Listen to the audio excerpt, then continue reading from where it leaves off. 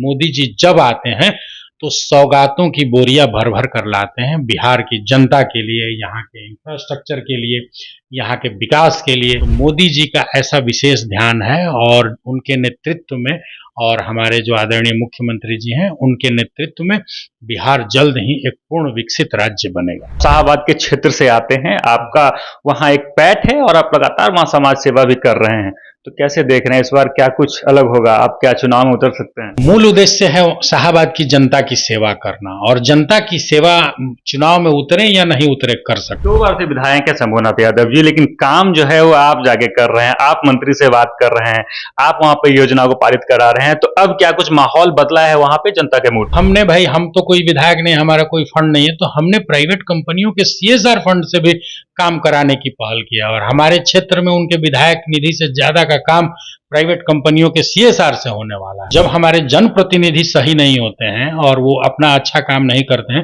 तब हमारे जैसे लोगों को आगे आना पड़ेगा, तभी समाज का विकास होगा। तमाम चर्चा करेंगे आज। हमारे साथ हैं स्वास्थ्य प्रकोष्ठ के कोषाध्यक्ष सत्य प्रकाश तिवारी, समाज सेवी भी हैं और साथ ही आई स्पेशलिस्ट हैं। तमाम ग्रामीण क्षेत्र में अपना समाज सेवा भी करते हैं, ब्रह्मपुर क्षेत्र में कुशल समाज सेवी हैं। अब इनसे चर्चा करेंगे, बातें करेंगे कि नरेंद्र मोदी के आगमन को ये कैसे देखते हैं, साथ ही इस बार के विधानसभा चुनाव में क्या कुछ तैयारियां होंगी। सबसे पहले आपका स्वागत है सत्य प्रकाश जी। बहुत बहुत धन्यवाद, नमस्कार। नरेंद्र मोदी जी का आगमन हुआ, कैसे देख रहे हैं इसे आप? जी, बहुत ही बिहार के लिए शुभ संकेत है। मोदी जी ऐसे भारत के पहले प्रधानमंत्री हैं जिन्होंने 50 बार बिहार का दौरा किया। आप पहले के प्रधानमंत्री जो रहे हैं आदरणीय मनमोहन सिंह जी, उन्होंने भी 10 साल भारत के प्रधानमंत्री वो रहे और वो कितनी बार आए बिहार, आप आंकड़े उठा के देख सकते हैं। तो मोदी जी जब आते हैं तो सौगातों की बोरियां भर भर कर लाते हैं बिहार की जनता के लिए, यहाँ के इंफ्रास्ट्रक्चर के लिए, यहाँ के विकास के लिए, चाहे वो सड़क का मामला हो, एयरपोर्ट का मामला हो, रेल कनेक्टिविटी का मामला हो, यहाँ नए नए संस्थानों का मामला हो। तो मोदी जी का ऐसा विशेष ध्यान है और उनके नेतृत्व में और हमारे जो आदरणीय मुख्यमंत्री जी हैं उनके नेतृत्व में बिहार जल्द ही एक पूर्ण विकसित राज्य बनेगा।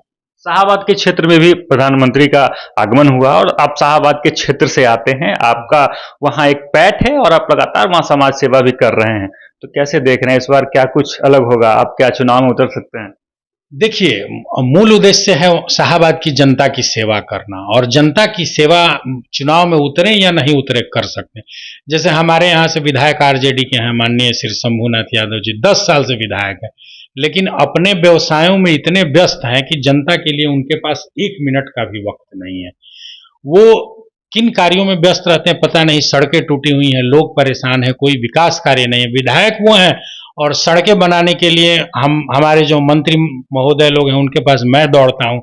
खुद हमारे गांव की ब्रह्मपुर से नैनीजोर की सड़क है, बहुत पुरानी बनी हुई और अत्यंत क्षतिग्रस्त थी, और हमारे जो ग्रामीण कार्य मंत्री हैं माननीय श्री अशोक चौधरी जी, मैं उनसे सिर्फ एक बार मिला और हमारे एक आग्रह पर उन्होंने उस रोड को सैंक्शन किया और लगभग 25 करोड़ की योजना स्वीकृत हुई है और वो सड़क बनेगी। लेकिन विधायक जी सोए हुए हैं, अपने कार्यों में मशगूल हैं, उन्हें जनता की कोई फिक्र नहीं है।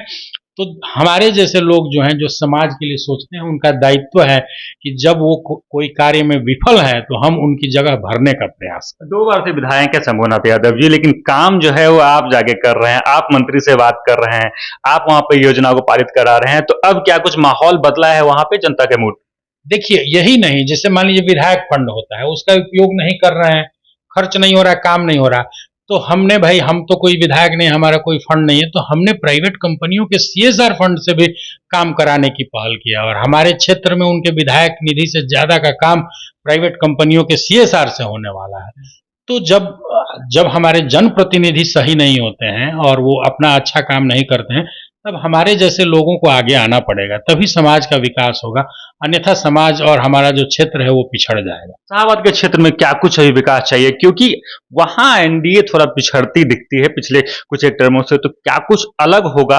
तो लगता है कि क्या NDA वहाँ आगे बढ़ेगी, क्या कुछ अलग आप देख रहे हैं वहाँ? देखिए, चुनाव में कई सारे फैक्टर होते हैं, स्थानीय फैक्टर, और कुछ ऐसे वोटों का बिखराव हो जाता है, किसी पक्ष में वोट जो है वो संगठित हो जाते हैं तो चुनावों में अंतर पड़ जाता है। लेकिन शाहाबाद की समस्याएं अनंत हैं और सबसे महत्वपूर्ण समस्या तो सड़क की है, बिजली की है, पानी की है, और प्रधानमंत्री जी आए हैं, उन्होंने चर्चा भी की है कि बक्सर के पास चौसा में इतना बड़ा एनटीपीसी का जो थर्मल पावर बना है, उससे बिजली में क्रांति आएगी। सड़क के लिए दिन रात हम लोग काम कर रहे हैं। आरा बक्सर हाईवे बन गया है, अब वो पटना से कनेक्ट हो जाएगा, बिहटा का जो एलिवेटेड फ्लाईओवर है। उसके बाद ग्रीनफील्ड कॉरिडोर बनने वाला है जो बक्सर से भागलपुर को जोड़ेगा। फिर पूर्वांचल एक्सप्रेसवे को बक्सर से जोड़ने की कवायद हो रही है। बक्सर में भरौली को कनेक्ट करने वाला गंगा नदी पर एक पुल है 2 लेन का एक और पुल बन रहा है। तो शाहाबाद के एक एक इंच के विकास के लिए हमारे आदरणीय प्रधानमंत्री जी कटिबद्ध हैं, और उन्हें भी ऐसे कर्तव्यनिष्ठ सिपाहियों की जरूरत है जो उनके कार्यों को क्षेत्र के एक एक, अब जैसे मोदी जी आएंगे तो बड़ी योजनाओं को देंगे, लेकिन गांव की जो छोटी समस्याएं हैं, क्षेत्र की जो आम समस्याएं हैं, उनके लिए तो स्थानीय जनप्रतिनिधियों को ध्यान देना पड़ेगा ना। तो पार्टी के ऐसे जनप्रतिनिधियों की जरूरत है जो समाज की ये छोटी छोटी समस्याओं के निदान करने में और जनता को संगठित करने में मदद। आप मोदी जी के सिपाही हैं बिल्कुल। और पब्लिक के नजर में आपका एक चेहरा बनता जा रहा है। पब्लिक ये डिमांड भी कर रही होगी कि सत्यप्रकाश तिवारी अब चुनावी मैदान में उतरे, तो आपके मन में क्या पसंद है? क्या अगर आपको पार्टी देती है अगर सीट, तो क्या आप चुनाव लड़ेंगे?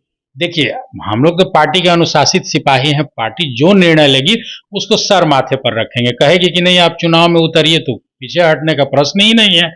पार्टी कहेगी कि नहीं आप अभी संगठन में काम करिए, संगठन में करेंगे। आप किसी और के लिए प्रचार करिए, किसी और के लिए करेंगे। हम लोग तो पार्टी के सिपाही हैं, लेकिन हमारा जो क्षेत्र के विकास के प्रति प्रतिबद्धता है उसमें कोई कमी नहीं आएगी। हम प्रतिबद्ध हैं कि कोई लड़े, कोई जीते, कोई विधायक रहे, क्षेत्र के एक एक इंच के विकास की जिम्मेदारी हमारी है, और चाहे जिस सोर्सेस से, जिस पद पर रहें, जिस जगह रहें, वो करते रहेंगे, और इसके लिए हम पीछे नहीं हटेंगे। ऑपरेशन सिंदूर की सफलता के बाद पीएम मोदी का आगमन हुआ, लेकिन विपक्ष जो है लगातार सवाल खड़े कर रही है। विपक्ष ये भी कह रही है कि इनका जो दौरा हुआ वो फ्लॉप हो गया। क्या कुछ कहेंगे इस बात पे विपक्ष? देखिए, मैं तो कल वहाँ रैली में था, हमारी गाड़ियों का काफिला थी, 100 गाड़ियां तो मैं लेके गया था, हजारों लोग थे। इतनी भारी भीड़ थी कि पंडाल में कितने लोग थे ये तो आप कुर्सियों से गिनेंगे। सड़क पर 4-5 लाख आदमी घूम रहे थे। जो लोग कह रहे हैं कि रैली फ्लॉप है, वो वहां जाके देखें, वहां के चित्र मंगाएं और देखें। जहां तक ऑपरेशन सिंदूर पर प्रश्न उठाने का सवाल है, तो ये प्रश्न वही लोग उठा रहे हैं जिनके घर में माताओं बहनों ने कभी सिंदूर लगाया नहीं। जिसने सिंदूर को इज्जत नहीं दी वो सिंदूर की महत्ता क्या समझेगा। एक कहावत है ना भोजपुरी में, जाके पाँव न फटी बेवाई, सो जाने क्या पीर पर आई। जिनकी माताओं बहनों का सिंदूर कभी पूछा नहीं है वो इस कष्ट को नहीं समझेंगे और ऑपरेशन सिंदूर पर प्रश्न उठाएंगे। लेकिन आज भारत की एक एक जनता मोदी जी के इस निर्णय के पीछे खड़ी है, और जिस तरह से हमने ऑपरेशन सिंदूर में विरोधी देश के दांत खट्टे किए, वो हमारे देश के इतिहास के स्वर्ण अक्षरों में लिखा जाएगा। अच्छा, मोदी जी का भी दौरा लगभग पिछले कई सालों 50वां दौरा होगा। अब राहुल गांधी भी लगातार दौरा कर रहे हैं। चुनावी साल है तो हर एक पार्टी अपने अपने तरीके से तैयारी कर रही है। अभी 6 जून को राहुल गांधी भी आने वाले हैं। राहुल गांधी को कैसा नेता आप मानते हैं? क्या लगता है कि राहुल गांधी के दौरा से क्या कुछ बिहार विधानसभा में प्रभाव पड़ेगा? देखिए, राहुल गांधी अच्छे अभिनेता हैं, नेता नहीं है, वो हास्य अभिनेता है। हास्य अभिनेता है जी। और दौरा वो करते हैं जब चुनाव आता है। तो मोदी जी को देखिए, अच्छा कल विक्रमगंज के बाद मोदी जी उड़कर गए कानपुर में। उत्तर प्रदेश में कौन सा चुनाव है? 2027 में चुनाव है। मोदी जी ऐसे व्यक्ति हैं जो देश के एक एक कोने से जोड़कर रखते हैं।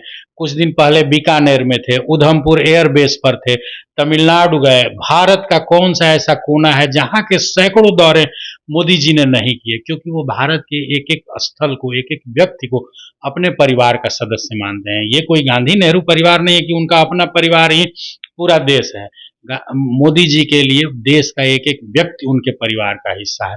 तो हर व्यक्ति के दुख दर्द में, उस क्षेत्र के विकास में, वहां के लोगों से सीधे संवाद और कनेक्ट करने के लिए मोदी जी जाते रहे और फिर आएंगे बिहार। विपक्ष कितना भी प्रश्न उठाए, अभी उनके दौरे होते रहेंगे, बिहार ही नहीं देश के एक एक कोने में होते रहेंगे, और ये विकास की यात्रा चलती रहेगी और जनता से जुड़े। इस यात्रा को भी राजनीतिक यात्रा बता रही है। अरे भाई, विपक्ष तो कहेगा ना, कुछ ना कुछ कहेगा, लेकिन देखिए कि वो यात्रा कैसी थी। वहां मंच पर कौन से लोग थे?